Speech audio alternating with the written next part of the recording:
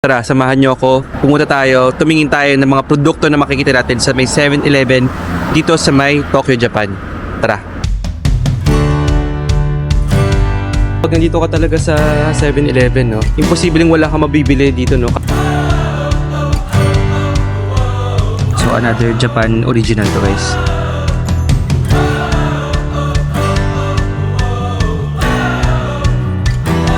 Tinitan dito, guys, mainit. Patulad nito, mainit to. Miso soup with clams. Clams, guys, oh, naka-vacuum pack. Mapaparami kayo ng kain. Mura, mahal. Mura, mahal. So, for me, so today is 25. So, the color of the Tokyo Sky Tree is Christmas. And then on the 30th would be special. So, check natin to. Ito yung sinasabi ko sa inyo kanina, guys, oh. Pwede kayo magpa-customize dito. Original canned drinks with Asakusa memory photo. So that's only for 800. Pero hindi ko lang alam kung anong klaseng siya, kung anong brand ng beer. So wala nakalagay.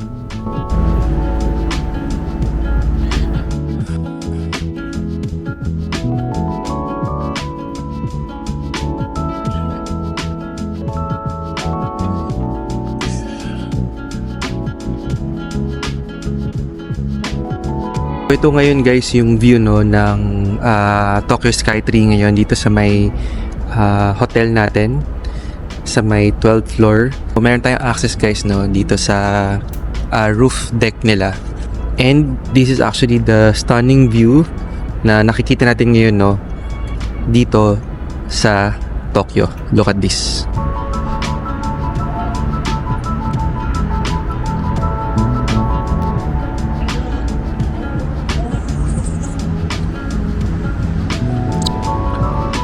Actually, guys, kagabi trinay namin, no, na tumambay dito sa area na to, pero hindi namin kinaya yung lamig. So kami kaya pa, at least siguro kahit mga 30 minutes, pero with the kids, no, sobrang quick, sobrang sandali lang din namin para lang makita namin tong skyline, no, ng Tokyo ngayong medyo malapit nang matapos yung taon. And actually sobrang ganda kasi ngayon ng climate dito, no. Ganda din kasi talaga sa Tokyo kapag malamig.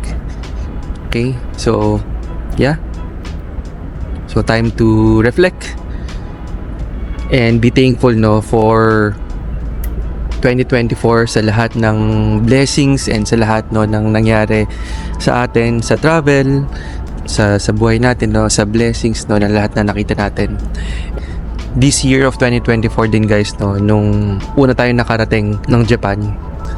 And hindi lang tayo unang nakarating, actually nakabalik pa tayo, no, ngayong 2024 bago matapos ang taon. So all in all, ang daming nangyari sa atin, no, sa 2024. So kung titinan nyo, guys, again yung mga vlogs, no, na shinare namin sa inyo, actually 5 years multiple entry yung nakuha natin, no, na visa sa Japan for a first timer traveler, no, ng Japan. So 5 years na agad yung binigay sa atin, multiple entry pa. So for sure makakabalik pa rin tayo dito in 2025 and hanggang 2029.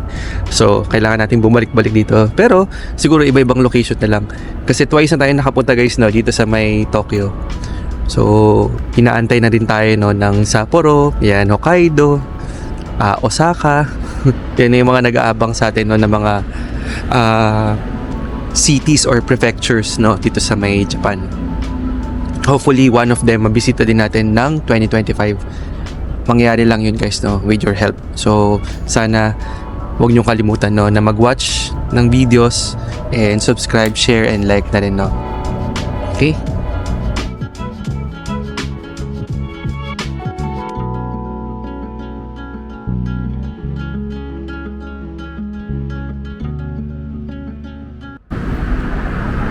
Actually, guys, sinabi ko sa inyo, no, na magkukuha tayo or magtitingin tayo, no, ng 7-Eleven for now.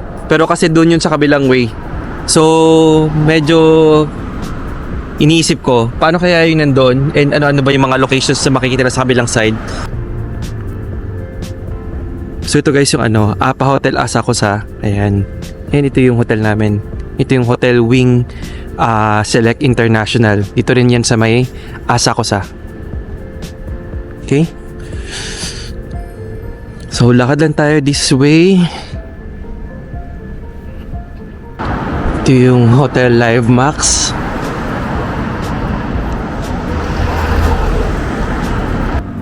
Dito guys sa Japan, no, parang hindi ko na mabilang yung ilang klase ng or ilang companies yung merong mga vending machine or vendo machine dito, no, for the drinks. Parang every kanto makikita at makikita mo guys, no, na talagang ang dami nila.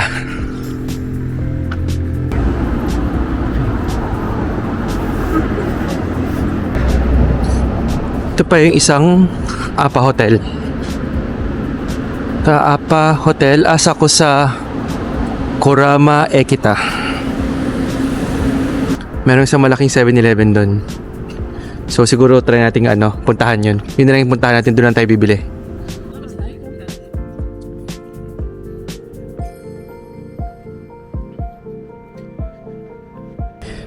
Bala ko sanang puntahan guys yung isang 7-Eleven, no, na malapit sa atin dun sa hotel. Pero since nandito na tayo, ito na lang yung i-review na i-vlog natin. Doon na lang tayo bumili ng pagkain. Kasi parang feeling ko mas malaki yung 7-Eleven dito compared dun sa isa. We will see. So itong 7-Eleven na to, yan, katapat lang ng sorry, ang dami pa palang APA Hotel dito. There's APA Hotel 375 and then there's another APA Hotel na 184. Sobrang dami pala niyang branches. Ayun, no? So just in this street guys, no, from here hanggang doon, 3 APA Hotel yung meron. So ito na tayo. Ito tayo 7-Eleven.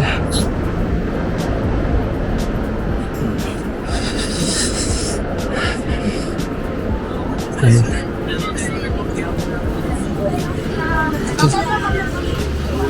Kuha tayo ng basket.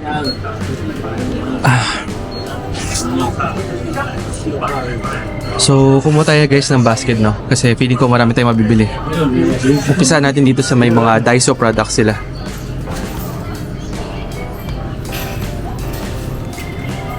So mga bahay essentials to. Okay. Meron silang Loft Select. Lavender is like 130 yen. Ayan.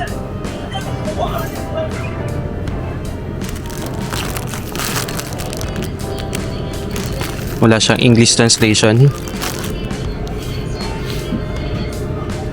Yung mga mineral water nila dito medyo mura. So like for example this one, this is 100 yen. So this is 2 liters. Pero 38 pesos lang siya. 2 liters na yun Nagbibenta din sila guys, no, ng mga comics, mga manga, mga magazines.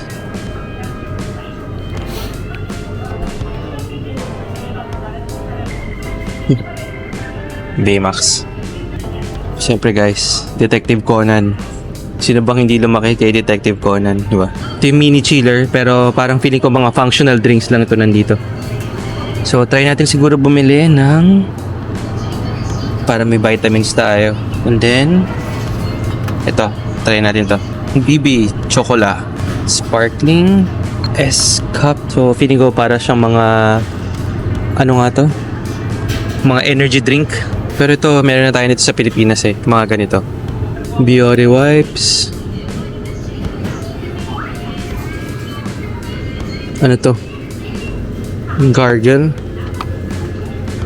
Ito lang guys yung mahirap talaga sa Japan, no? Siyempre hindi natin naintindihan magbasa ng Japanese. Kailangan mo isa-isahin. And meron silang Cool Fever. So this is 463.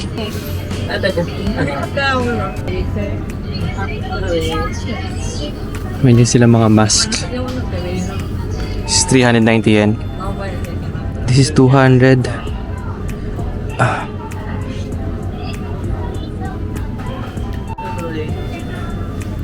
So meron din silang ganito guys. Pero ito normally marami tayong nakikita nito sa Don Quixote.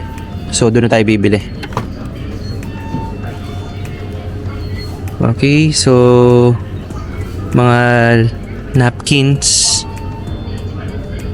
Have it there. Pwede sila mga gloves. Mga warmer. Hindi mga boxer shorts. So that's 775 yen. So this is wax. Gatsby. So this is 1,000 or 380 pesos. Basta guys, 1,000 is 370, 380 pesos. Doon nag-range yung price niya. So, nag-ibenta sila ng mga charger. Anchor pa ha. Ito yung mga batteries.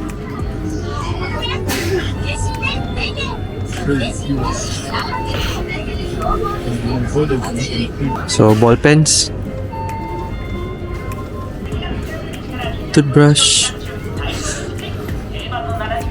Oral care. Hindi sila mga pambata. So, ito meron sa Donkey.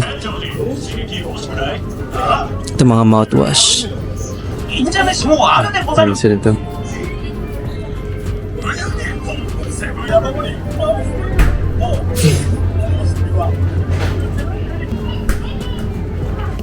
Meron din sila guys sa mga shampoo.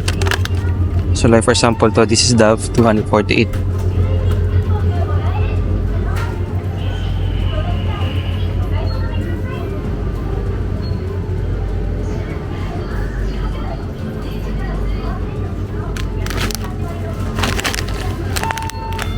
So ano siya, edamame.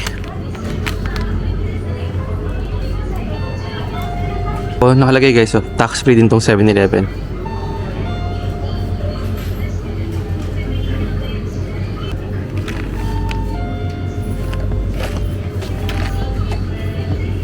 So, kita isa para kay Oli.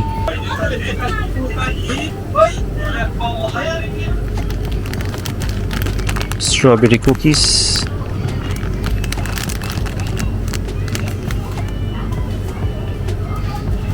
Wala siyang price. Chocolate. Rusks. This is 148 yen. Chocolate flavored caramel corn. So that's 118. Biscuits. So guys, so makikita mo dito sa mga Donkey, Hote, and sa mga supermarkets nila. So this is 171. Ito yung choco brownie. And this is 110.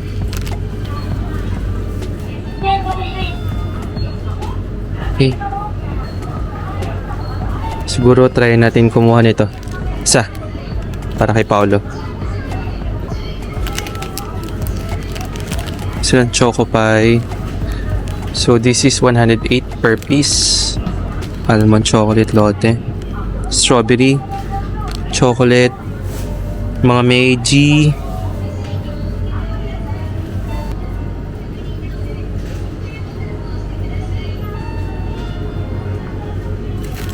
Ito sa Don Quixote, meron din yan. Ginza Rusks. Iba't ibang klaseng mintia.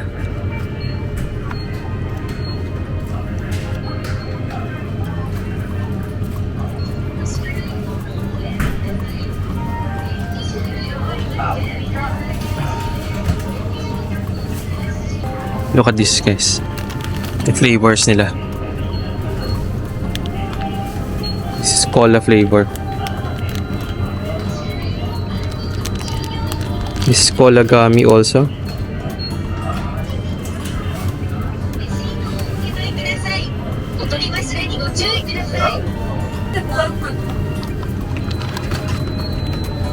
It's 50. So, pa tayo.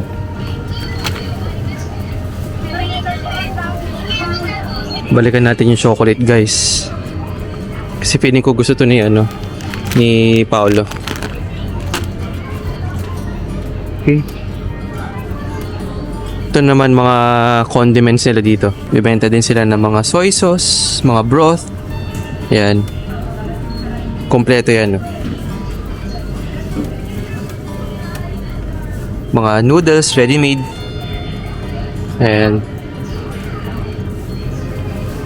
ito, highly recommended to guys. Ito yung nilalagay sa sa kanin.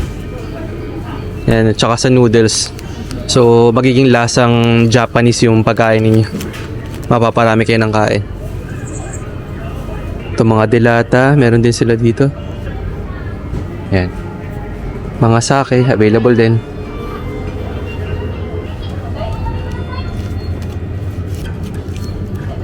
Para siyang sake guys, na nakatetra. So, mga noodles. Pa rin tayo ng noodles.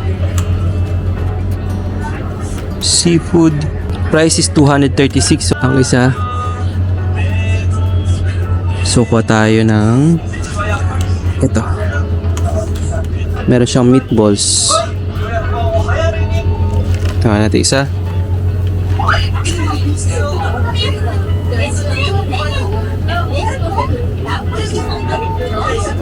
Ito mga 7-Eleven.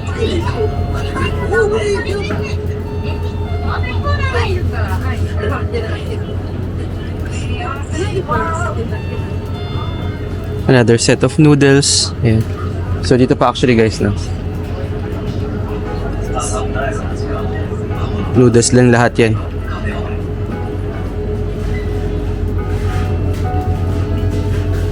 May sotanghon din sila. And meron silang clam soup, miso soup with clams. Ayun yung clams guys, naka-vacuum pack sa loob siya. Galing, di ba? Is 148 yen. Ano? Miso soup with seaweed. Yun siya. Okay. So meron din sila mga nuts. Ayan, available din.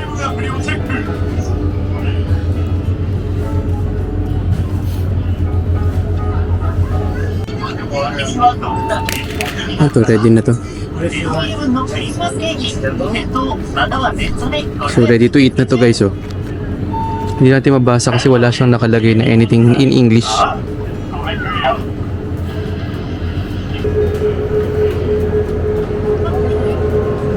So, kumuha na tayo nito kagabi. So, 165. Dati siya binili sa Family Mart. Try natin tumikim naman ng iba. Jelly. Ito ay grapefruit. So siguro try natin to para kay Oli.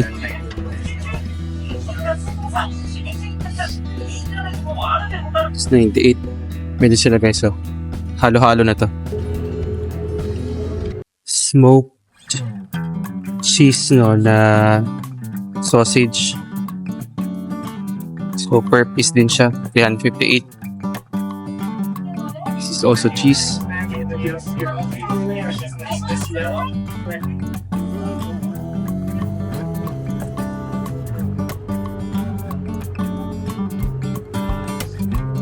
Food section nila.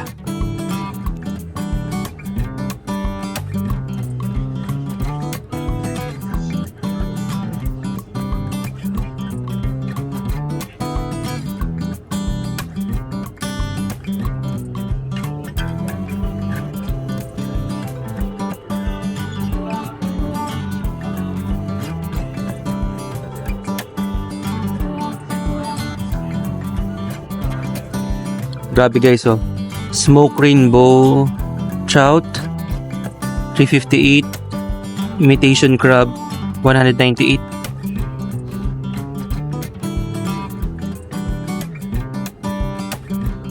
Yung itlog nila dito guys 260 yen. Kung gusto nyo guys ng gulay, available din sila dito. Coleslaw, kulang na lang dito sauce. Yung kagaya na price hindi ko alam kung ito yun, 110. So ito, for chicken, luto na siya.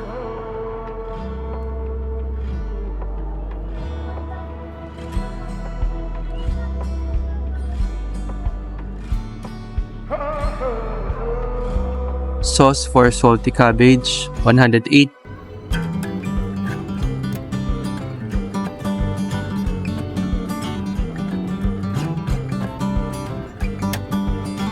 Egg salad, meron na rin.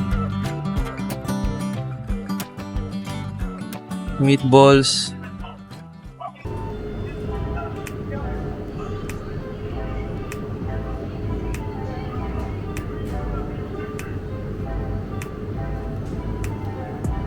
ito naman bes, iinitin na lang yung mga pagkain nila.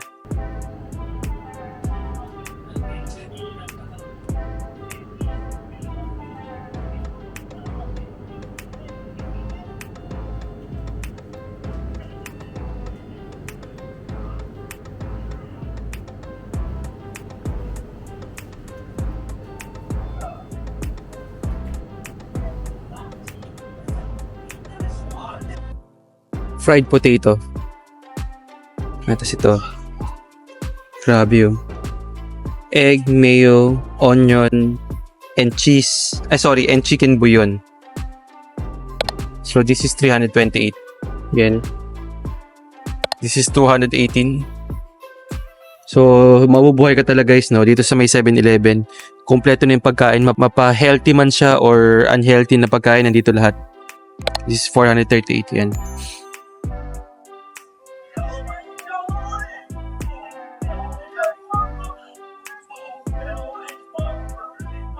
So, since wala tayong kasawaan sa onigiri, try natin to. So, I think ito yung nakain natin last time. So, this is spam. 185 yen. So, try natin yan. And, kuha tayo ng isa pa. Pickled plum, spicy, pollock roe, tuna mayonnaise.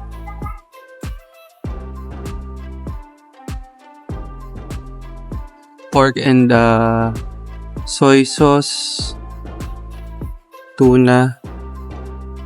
So, ito fried rice and egg, hockey, and fish paste tempura. Makapal. I think ito na lang. Red salmon and salt. So, try natin to. Meron din sila guys, beef and vinegar rice, mga makis. Ayan. Hindi sila mga rice. Ito naman yung hot section nila. Ito.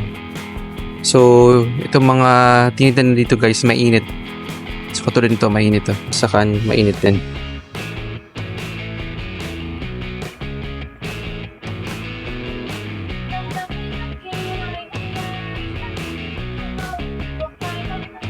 Caramel tea latte. So, pwede din siya mainit guys. Pwede din siya malamig. Pero ito, sobrang init niya. Ito din. Ito naman tea. So, this is lemon tea. Ayan. Starbucks. Apple and pear tea latte. Georgia. I think Georgia is also sikat na brand here.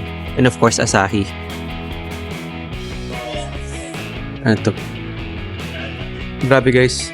So pag nandito ka talaga sa 7-Eleven, no, imposibleng wala kang mabibili dito, no, kahit na wala kang interest doon sa pagkain na yon, talagang itatry mo siya at bibilin mo siya.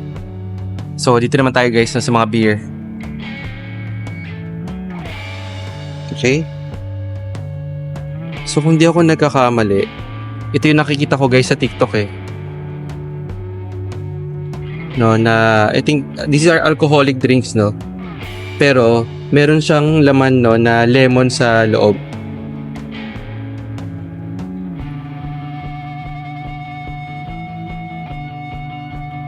Clear Asahi, ganun din siya guys, all free. This is zero alcohol. Ito din zero alcohol. So mga nasa 50 pesos to. Ayan. Okay. Ito naman yung famous, no, na nakikita natin sa TikTok. So, ang gagawin mo lang dyan guys, kukuha ka lang yan. Tapos, pwede mo siyang i-blender. So, since gabing-gabi na ngayon, no, actually mag-alas 12 na ng gabi. So, babalikan natin yan, no. One of these days. So, another mga frozen meals na microwavable.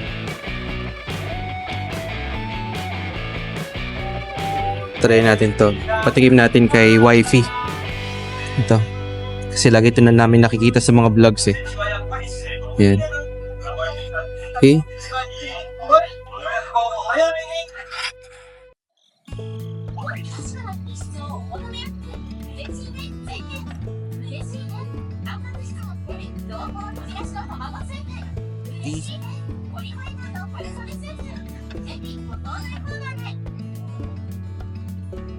Water.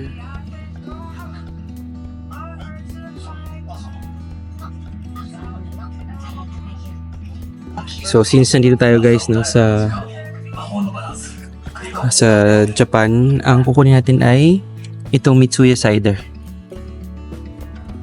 So another Japan original to guys. Mitsuya cider. Yung parang pinaka lasa niya, para siyang Sprite or 7-Up. Para sa ating mga Pilipino no, carbonated soft drink din siya. So siguro ang hula ko nito guys mga nasa roughly 1,200, 1,500 pesos tong all in all na nabili natin. Again, okay lang to no kasi again, di naman tayo lagi nagpupunta sa Japan. And remember, nasa 7-Eleven tayo. So talagang mas mataas yung presyo niya. 袋は入れますか？ Yeah, ください。 2413. または差し込んでください。 Okay? 糸をお受け取りください。お取り忘れにご注意ください。 1,413.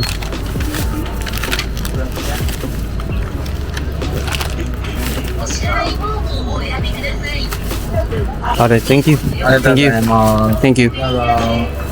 Okay. Gastos reveal tayo guys, no? So, according sa GCash, kasi tinap natin siya, no? Yung nabili natin is 924 pesos and 51 centavos. Okay? So, that's 2,413 yen. Again, equivalent to 924 pesos. 925. Mura, mahal. Mura, mahal. So, for me, okay na siya. So, hindi natin kailangan i-define kung mura or mahal. Kasi, again, hindi naman tayo laging nakatira dito. Hindi naman tayo laging napunta dito, no, sa 7-Eleven Japan. So, while it lasts, try lang tayo ng try. Okay? So, lakad muna tayo guys. Uwi muna tayo. So, I hope nabigyan ko kayo, no, ng magandang review kung ano yung mga makikita ninyo na mga pagkain, inumin, beverage, lahat ng pwedeng bilhin, no, sa 7-Eleven. So, please don't forget to like, share, comment, and subscribe na din, no, sa channel natin. So, have a safe trip. Bye-bye. See you again. Kain na tayo.